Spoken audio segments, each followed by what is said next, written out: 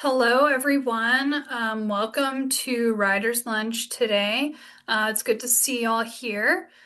Let's talk about character arcs. We're going to be talking about external and internal character arcs and kind of, some of the different shapes that they can take. So I hope that this is interesting for y'all. First, a little bit about me. I am an editor with Tomeworks, just like Daphne and Ian, and Shannon and Sean, our other Writer's Lunch hosts. I primarily write science fiction and fantasy. And if you're in Houston, I, along with the other Tomeworks editors, we are all going to be at Comic Palooza next weekend. Not this coming weekend, but like the one after it. So it's Friday, May 22nd to Sunday, May 24th. And I have these two panels here that I am moderating, and that the Tomeworks editors are participating in these panels with me. We're going to be talking about cozy fiction. We're also going to be talking about how to write good dialogue.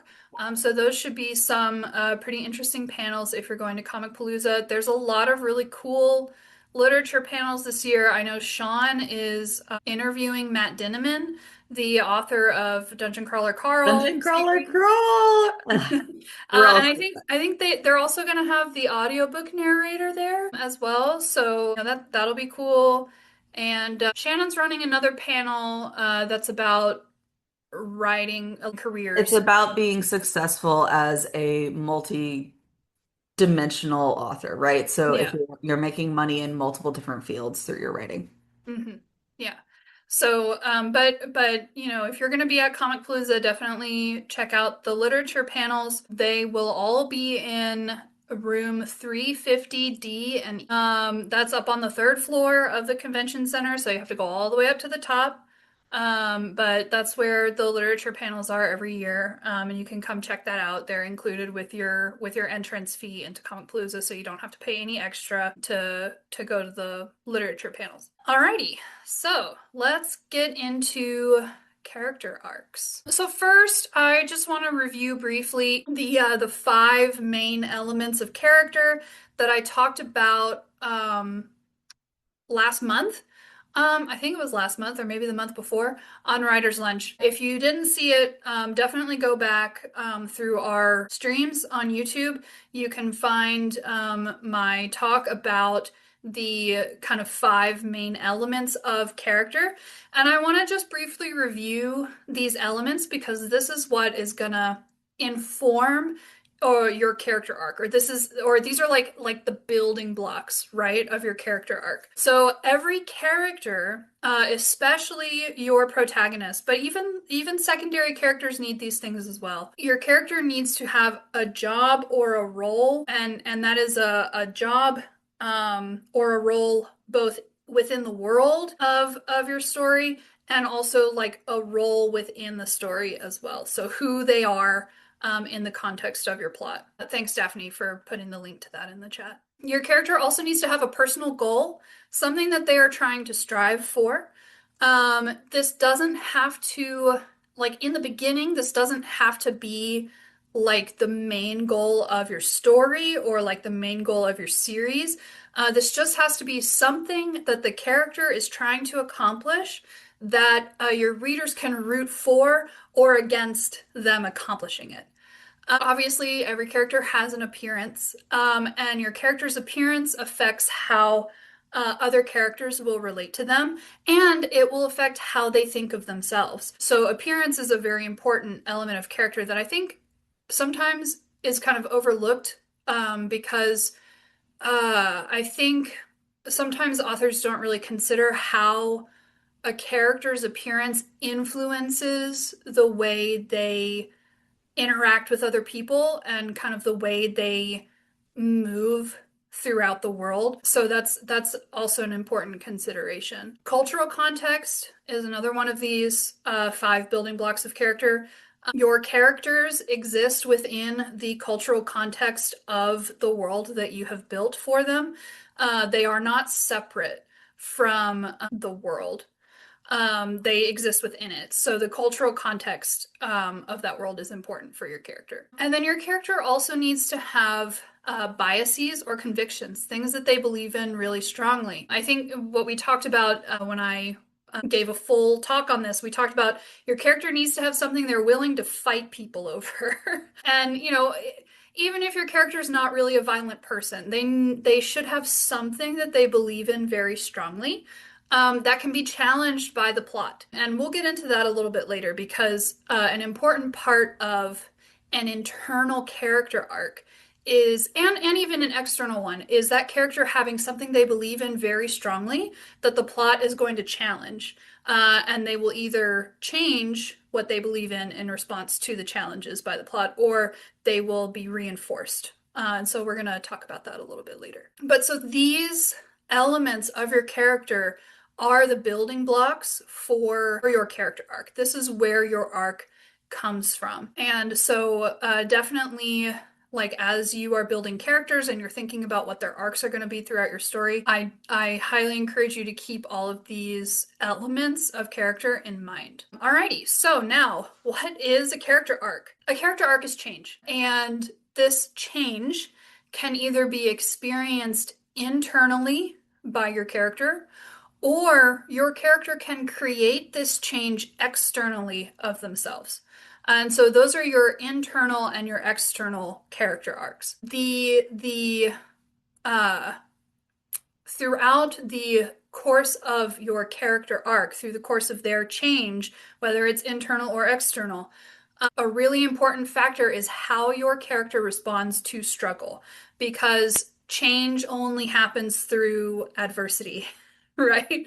So in real life and in fiction. So your plot, your story, you're going to be throwing challenges at your character, antagonists, problems, whatever, and how they respond to that is their arc, essentially. And the character arc, when you are working on stories, the character arc is really important to help get readers engaged with your character, because your readers can see your character, struggling and like striving and, failing or succeeding at the things that they're trying to do throughout the plot. And so this is how you keep your readers engaged, is you have this character experiencing things that challenge them, challenges their biases, their convictions, and how they change or create change in response to that. And again, like I said on the first slide, the elements of character are what informs the arc. So I'll go back, especially these biases and convictions down here. If your character doesn't have any beliefs that they hold really strongly, there's nothing really to change about them as they are, because as they're challenged, they don't really believe in anything. So they won't really seem to have a strong arc if they don't have something that they believe in really strongly at the outset. The arc will feel weak. So now these arcs, I have this image here showing, the shape of your arc in a upward sloping direction. We're struggling uphill against adversity, but arcs are not always in a upwards direction. You don't always have the character, becoming a better person, going up. You can also have flat arcs, which we will talk about, where, the character, rather than the character changing in response to adversity, rather than their convictions changing, they are creating change externally of themselves. And so that is a flat arc. And you also have, as Daphne put in the chat, I can make him worse. You have downward arcs where your character is becoming their struggles and the challenges against their convictions are actively making them a worse person. And so your arc doesn't have to be in a pot. Yeah, Breaking Bad is a great example of this, like Daphne said in the chat. Your arc does not have to be, positive, my character's becoming a better person, blah blah blah. It doesn't have to be that. It can be flat. It can also be negative. So we'll talk about that a little bit more. So here's a little bit more into the positive and negative arcs. Positive arc, obviously, your character becomes better over the course of the story. They develop their ideas more. They break free of their biases. They rise above their mistakes. They get stronger and better, and they become more confident in themselves. They accept responsibility for the things that they can change or need to change. And so over the course of the story, your reader can then see them becoming kind of the best version of themselves, or the version of themselves that is needed for that story, that is better than what they were before. And the negative arc is just opposite of that. Your character becomes worse. They become defined by their mistakes instead of rising above them, and they deny the responsibility of, for things that they can change or that need to be changed. Daphne said this could be a redemption arc, and you do see a lot of times, especially over the course of a series, a negative arc can turn into a redemption arc where, in like your first book or your first couple books, you have your hero descending into darkness. And then at some point, they flip a switch or they hit that one thing where like there's one thing they're not going to do, right? They're not going to sink that low. And then they turn it around and they start going back in an upward direction. I was specifically talking about the positive arc, right? So you could have a Mm-hmm. character start off neutral or mildly good and become the best version of themselves, or you could have Mm-hmm. someone start off abysmally bad and end up being like slightly not as terrible. And Yeah. both of those are positive arcs. Yeah, that's true. Positive is not necessarily how you feel about the person. Right, right. Yeah, that is true. Yeah, your character does not have to start out as a good person.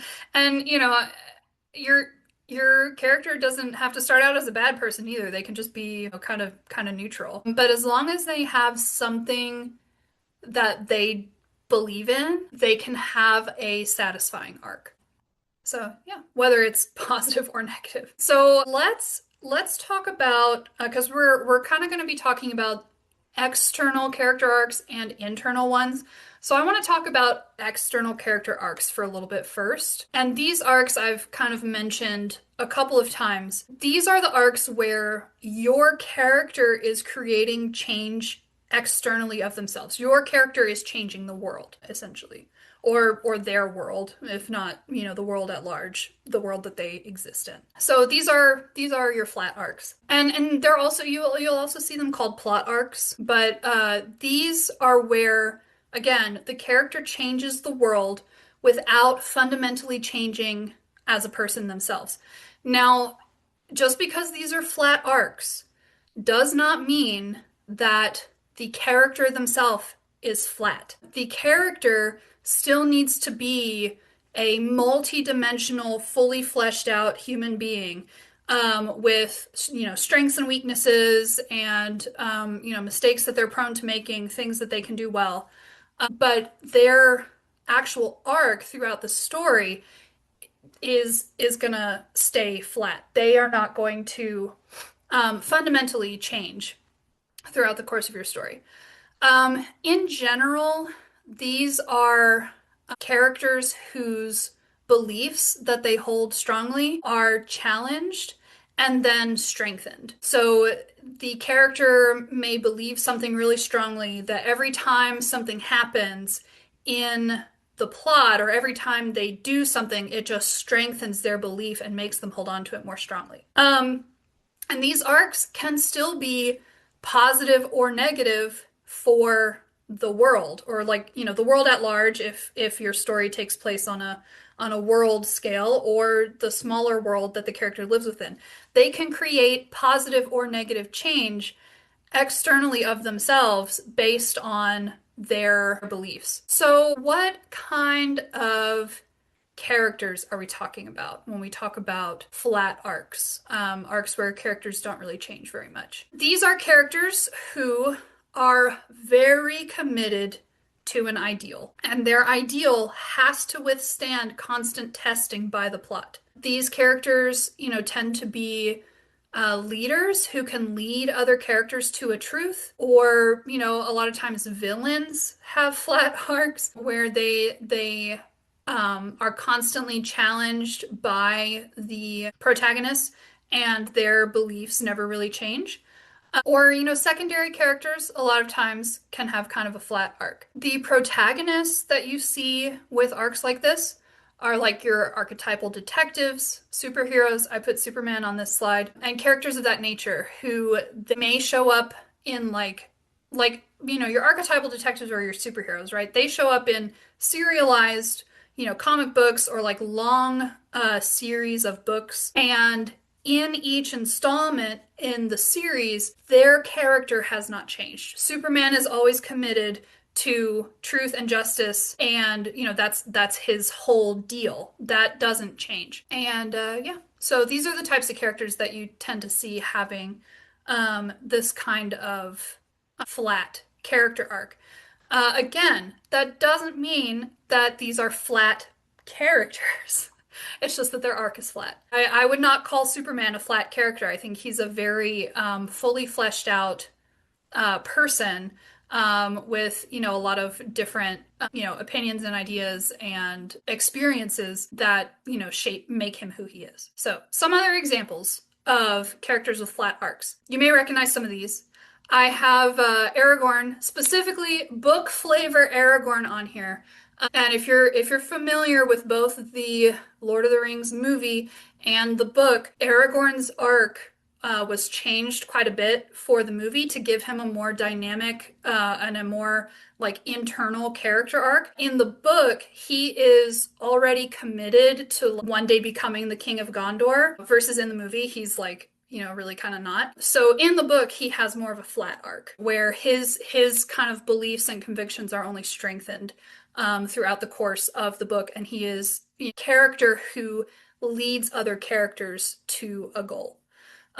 Your kind of archetypal detective, we've got Benoit Blanc on here, which I know I also have James Bond on here, and Daniel Craig also played James Bond, but this is a screenshot of him in his role as Benoit Blanc.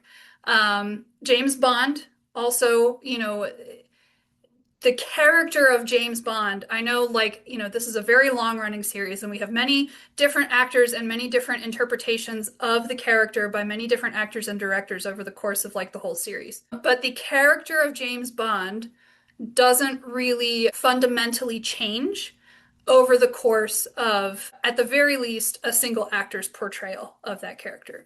He stays the same guy. We've got Zelda from Tears of the Kingdom, and if you're not familiar with Tears of the Kingdom, that's fine. Zelda is a uh, she's not the player character. She's more of a secondary character who influences the story, but her character is revealed through like a series of flashbacks, and everything that she does is in service of the goal, which is to defeat the evil Ganondorf, and her kind of beliefs that that's like right, and um uh like needing to create some sort of power that can defeat him is only strengthened throughout the course of the game, and it leads her to eventually take drastic measures to try to achieve her goal.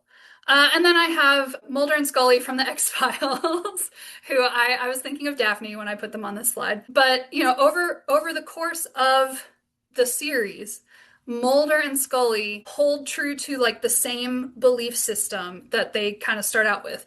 Mulder believes aliens are real, and nothing can shake that belief that he has.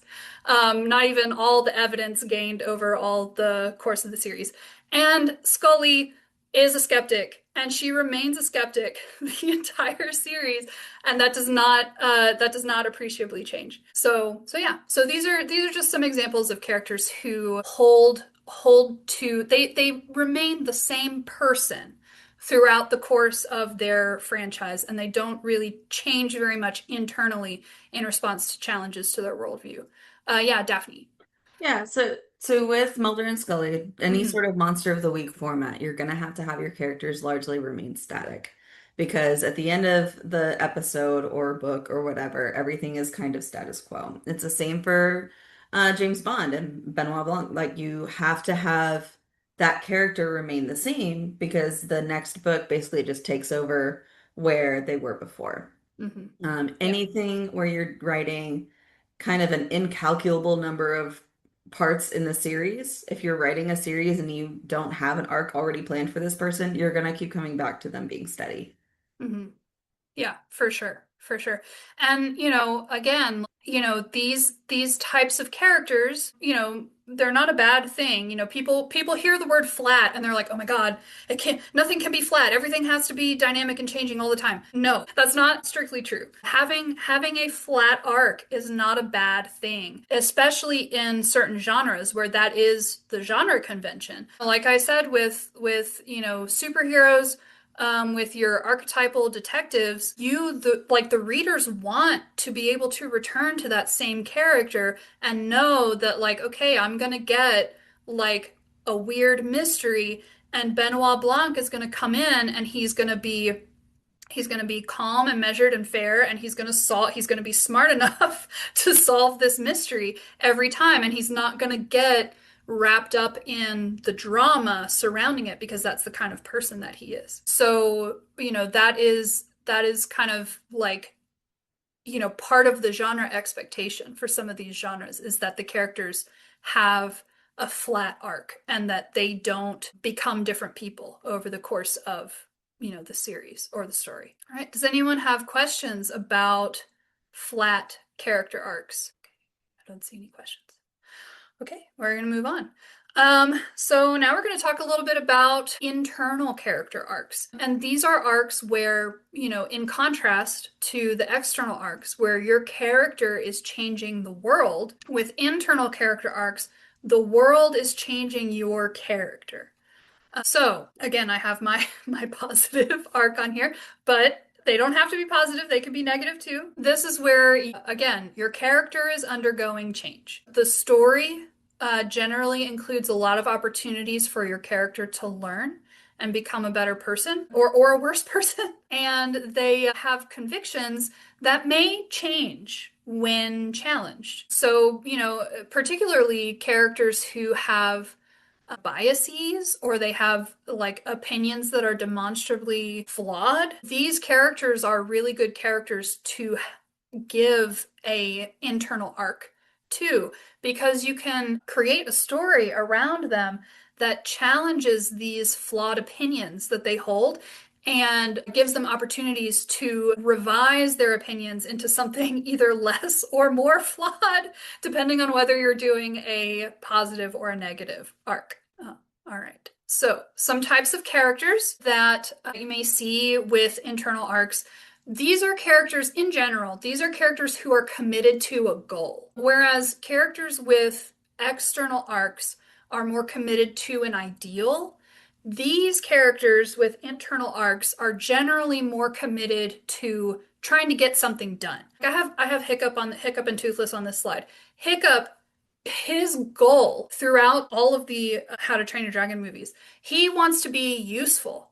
He has been told his whole life growing up that he can never be a good Viking. He can never be useful to his community. And he wants to prove them wrong. And that does not change throughout like, even after he proves himself a useful member of his community, his story is still about, striving to be a useful and good member of his community.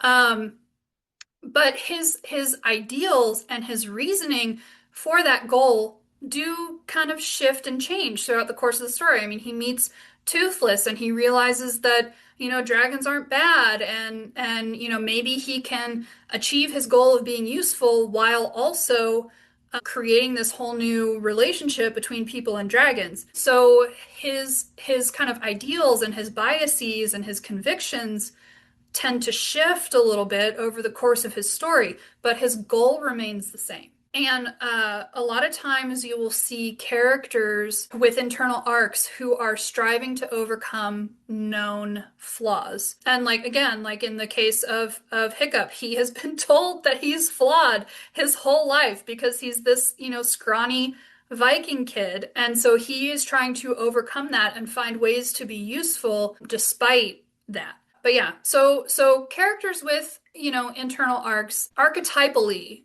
they kind of fall into like your standard hero protagonist archetype. Or, like I have on the slide, your kind of standard anti-hero protagonist archetype, depending on whether they have a positive or negative arc. But yeah, the main thing with like the internal arcs is your character changes fundamentally as a person, um, as the story progresses. So like, Hiccup, he realizes that, he doesn't have to be this big burly Viking guy to be useful.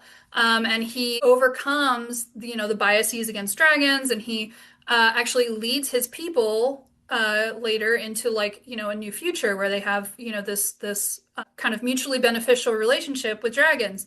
And so he is changing fundamentally as a person, still in service to his original goal, which is to be useful. All right, so some examples. We have Aragorn again. We have movie flavor Aragorn. So again, if you're familiar with the Lord of the Rings movie, Aragorn's arc in the movie is, when it starts out, he is in complete denial of his, destiny to be the king of Gondor. He does not want it. He wants to just, live his own life and do whatever. But as the story progresses, he realizes and accepts his destiny as the king and grows into the kind of person that he needs to be to lead Gondor as the king. Luke Skywalker, if you're familiar with Star Wars, this is your standard hero protagonist archetype. Luke Skywalker is, basically nothing and nobody when the story starts. And his arc, he has an internal arc, but also throughout the course of his arc, he has not only like the internal, like the mental arc, but he also has this transformational skill building arc where he has to build up his skills from like nothing. And so that's also a kind of a variation on that internal arc where a lot of times you get characters who are changing fundamentally in terms of their internal biases, and they also change externally at the same time. We also have two other characters. We have Essun from the fifth season and Nahari from City of Brass. And both of these characters, if you have not read these books, I recommend. Especially the fifth season. Please read the fifth season. It's so good. Ian says, I love the fifth season. Yes, you should love the fifth season. It's so good. Anyway, but Essun, throughout the course of the story, and it's a trilogy. So throughout the course of the trilogy, you see Essun through like all of the phases of her life, and you see her change in her beliefs, her kind of how she views the world. But in all that time, she is committed to, at least after her daughter is born, she is committed to a goal because her daughter disappears. And so her goal is to find her daughter. But we do see her change throughout all of these different phases of her life. And Nahari, in the City of Brass throughout this series, and this one's also a trilogy, or is it a duology? No, there's three. It's a trilogy. She, changes from a kind of a street urchin who lived in Cairo into a very powerful person in her own right. And when the series ends, she has very different views about the world and about people than she started with at the beginning. So, yeah. So the main kind of difference that I kind of want you to take away from this between external character arcs and internal character arcs is that with external character arcs, your character is changing the world around them in service to their convictions. With internal character arcs, the world is changing the convictions of your character. So external arcs, your character is changing the world. Internal character arcs, the world is changing your character. And so that's kind of the main difference between the two, kind of distilled down into a single sentence. Does anyone have any questions at this point? Do you or should you have both in your story? We're going to talk about that. Okay. That's my next thing. A great question. So yeah, we are going to talk about that. And Charlie has the same question in the chat. Can two arcs happen at the same time? So let's get into that. So synthesis arc, and this is about not only interweaving plot arcs and character arcs. Yeah, that is. It's about interweaving your plot arcs and your character arcs together, but also like we'll talk a little bit about external and internal character arcs and putting them together as well. So, synthesis arc. Your character arcs and your plot inform each other. So, having one without the other is only half a story. And so you see in this little graphic that I made, you have your characters striving along their character arc, and all of the plot is happening at the same time. And so the plot that is happening is affecting how they traverse their arc. Let me move this thing out of the way. Okay. So the combination of plot and your character arc is all about this interplay of action and reaction. So when an event happens, you have like your inciting incident or whatever, your character is going to react to that in a certain way and do something that changes, that creates change for the next action. And then the change created from whatever your character does in response to the inciting incident can change your character, and so on and so forth. So you can't have a character arc without a plot. And we've talked about like plot structure before on Writer's Lunch. And so if you are familiar with like the plot structure graph, I don't have it here, or with different plot structure graphs, your character arc, it doesn't necessarily mirror your plot arc in terms of like having the same shape, but it travels alongside. Your character arc travels alongside the plot arc. So you can't have one without the other. Your characters can also have multiple arcs. In general, within a single book, characters are either going to have an external or an internal arc. You don't because if they have an internal arc, they're changing fundamentally as a person. If they have an external arc, they're not changing fundamentally as a person. So in general, within the same book, you don't see those two things together. But if you're writing a series, then a lot of times main characters of a series will go through multiple arcs, and some of them might be internal, some of them might be external, and it really depends on the type of plot arc that the character also has. So, yeah, a single character can go through both types of arcs. You generally won't see it happening in the same book. But sometimes you can if you have um, a character who some of their convictions are being reinforced by the plot, and that's, um, uh, kind of in like one aspect of their personality, they're staying the same or like being reinforced, and then in another aspect of their personality, they're changing. You could argue that they have kind of a combination of an internal and an external arc. A lot of times, though, um, unless you do that very well, the arc can get kind of muddied, or both of the arcs kind of get kind of muddied by each other, and then it feels less strong. So if you want the character arc to feel very strong, in general, it's best to do one at a time, if that makes sense. Which I'm going to talk about, I think, on my next slide, kind of expectations for character arcs. So does anyone have questions about this or comments? Okay. Do you have an example of someone who does this well? Someone who does both of those types of arcs at the same time? Who does a synthesis arc well?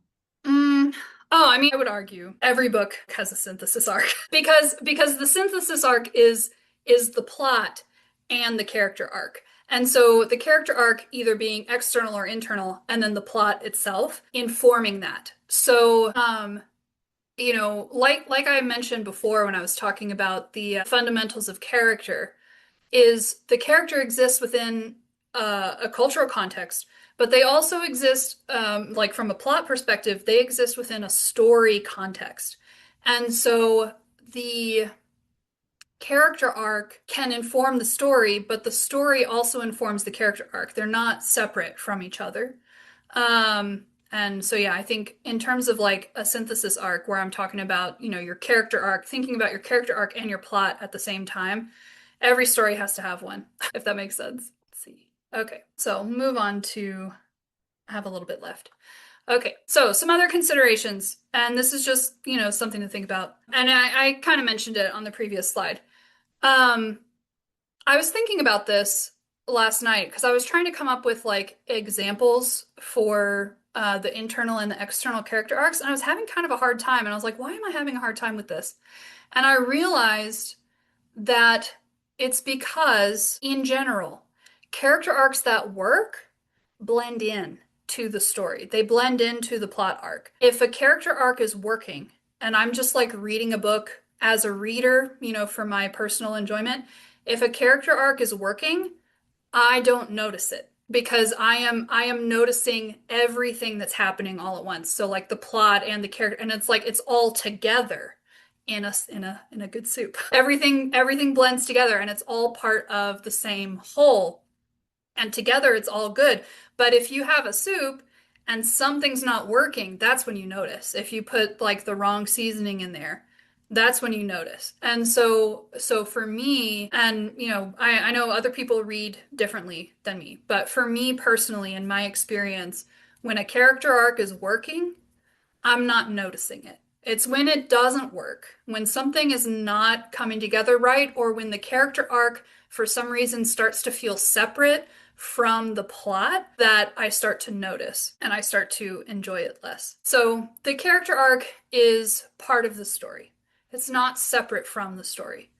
Um, and creating a good synthesis, a good character arc, a good plot arc is really all about balance. I've talked about balance before on Writer's Lunch. That's something that I keep coming back to. But you have to have all the elements in balance. You have to have an internal arc, and your character is changing over the course of the story from someone who thinks that, I don't know, as a low stakes thing, someone who thinks that, uh, bunnies are disgusting. And they're evolving over the course of the story from someone who thinks bunnies are disgusting to someone who actually keeps a bunny as a pet. That change cannot happen all at once. You can't just like dump, a cup of salt in there right at the end and expect it to work. You have to spread it out throughout the course of the story. Balance it out, balance the plot moving forward with the character arc moving forward. And that's when it starts to like work really well. Daphne, I saw you unmuted. Did you have a comment? Yeah, yeah. For a more real world ex a realish example, you have a Hmm. character whose defining trait is they feel like they can't trust anyone. Hmm. And moving them toward a place where they do feel like they can trust people. Yeah. And so it has to start with small situations that are forcing them to trust, right? They can't just swap all of it at the end. Hmm. But also in the chat, Charlie asked, do you have any way to organize your thoughts when you create the plot and the arcs? So, Yeah. little tools on that. Yeah, I'm not I'm not a big outliner. And I know Daphne is. I'm not a big outliner. And so for me, I do like world building and some minimal kind of character building beforehand. And like I have those five building blocks of character before I kind of really dive in. But in terms of like the actual plot and the character arcs, I usually don't really organize. My I'm process gonna send is, mine. yeah, because like I don't really organize it. I have an idea of where I want to go, right? I have an idea, or no, I have an idea of where I want to end up. I have an idea of my destination, both for the plot and for the character arc. I have an idea of what I want the destination to be. But in terms of getting there, I usually don't have a lot. And so the organization kind of comes, for me, it just kind of arises organically as I'm drafting, and then especially as I'm editing. When I go back to edit, that's when I start to notice like, oh, here's this little idea that I can play up a little bit more, and oh, here's this thing that, maybe doesn't quite fit, so I'm going to get rid of that. Or and but yeah, but Daphne's presentation on novel planning should be very helpful because she is a big helpful with that because she's a big on outlining. It does not address character arcs specifically, and I Mhm. probably should update it to kind of include more of that. But I've Mhm. I've put in the chat both the link to the presentation as well as the spreadsheet itself. Yeah. Yeah. So those should be really helpful resources for you for sure. And I think on when we do Ask an Editor this month, are we going to be talking about outlining styles? We are Yeah, there we talking about go. outlining. Yeah, Because Shannon and I specifically have dueling outlining yeah, ways of doing things. So we want to talk about the different ways of outlining because none of them are the end all be all. right, right. And the way, so like the way it when I do outline, because I don't always, but when I do reverse outlines. And we'll talk about that too in our Ask an Editor in a couple weeks because reverse outlining is really interesting. But that's something that happens after your initial drafting stage. That's when you get into the editing. But like I said, that's kind of where, for my process personally, that's where I kind of do that organization where I'm seeing kind of the Easter eggs of the plot arc that I may have intentionally or unintentionally put into my story, and I'm strengthening them so that they can come out stronger in the end. But yeah, we'll talk about pre outlining and then reverse outlining as well in a couple of weeks. But final consideration is that, and I mentioned this before when I was talking about flat arcs, all of your characters need to be well-rounded, especially your protagonist, particularly your protagonist. Even characters who have flat arcs need to be well-rounded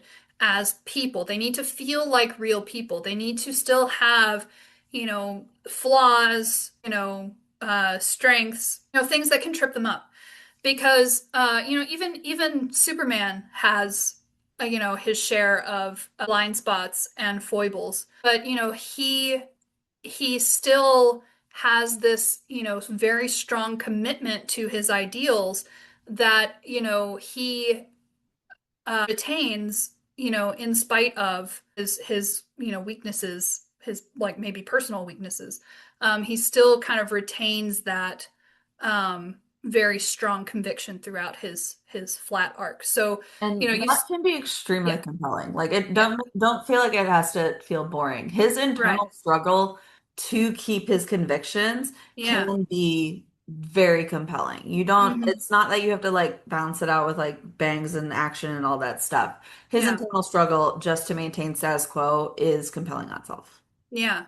Yeah, and I mean that's the really cool part of like those flat character arcs, right? Is that the plot is going to be constantly challenging your character's commitment to their ideal.